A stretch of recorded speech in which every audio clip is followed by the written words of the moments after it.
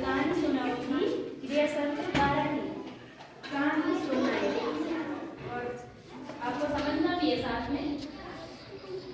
तो मैं शुरू करती हूँ, आपको ध्यान लगाकर सुनना है। एक बार की बात है, गर्मी का दिन था और एक बोए को बहुत प्यास लगी थी। क्या लगी थी? पानी की तलाश में वो चारों तरफ देखने लगा और उसने एक घड़े को देखा। क्या देखा? घड़े को। और उस घड़े के अंदर झांका, परंतु घड़ा खाली था। क्या था? खाली था। थोड़ा सा पानी था, केवल तल पर ही थोड़ा सा पानी था। वह जानता था कि उसे घड़े को पलटना या तोड़ना नहीं है, लेकिन उसके पास ऐसा करने की ताकत नहीं थी। उसने उम्मीद नहीं खोई और आसपास देखने लगा ताकि समस्या का समाधान मिल सके। उसने घड़े के पास एक कंकड़ का ढेर देखा और एक एक करके कंकड़ उस घड़े के अंदर डालने लगा। क्या करने लगा? कंकड़ अंदर जमा हो गए और पानी का स्तर घट गया, मतलब पानी ऊपर आने लगा थोड़ा सा, और धीरे धीरे पानी किनारे पर पहुंच गया। और इस प्रकार कोए ने पानी पी लिया और अपनी प्यास बुझा ली। और इससे ये शिक्षा मिलती है कि आवश्यकता आविष्कार की जननी है। क्या है? जननी, आविष्कार की जननी है। समझना है आपको?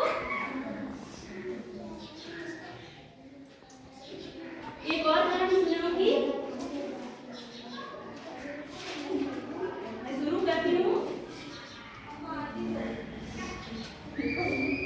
एक जंगल में एक शेर रहता था, यानी लॉयन, शेर। वो अपनी गुफा में सो रहा था। अचानक उसे नींद आ गई और एक चूहा आया और गलती से उसकी नाक पर सट गया और जोर जोर से कूदने लगा और शेर को जगा दिया।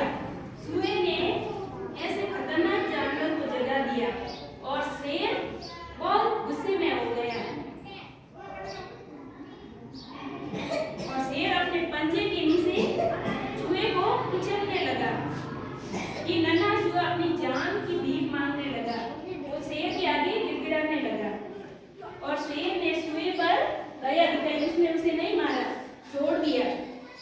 कुछ दिनों बाद शेर जंगल में भटकते भटकते शिकारियों के जाल में फंस गया।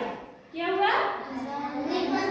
जाल में फंस गया और वह रस्सियों में इस कदर उलझ गया कि हिल भी नहीं पा रहा था। रस्सियों ने उसे जकड़ दिया था और वो बेबस होकर दहाड़ने लगा कि उसकी कोई मदद करे और उसकी पुकार पूरे जंगल में गूंज उठी। वो जोर जोर से चिल्लाने लगा, बचाओ बचाओ। और उसकी पुकार सुनकर चूहे के कानों तक पहुंची और वह दौड़कर मौके पर पहुंच गया शेर की मदद करने के लिए। चूहा आई समझ में? और जाल के धागों को अपने तीखे दांतों से टुकड़ दिया और इस प्रकार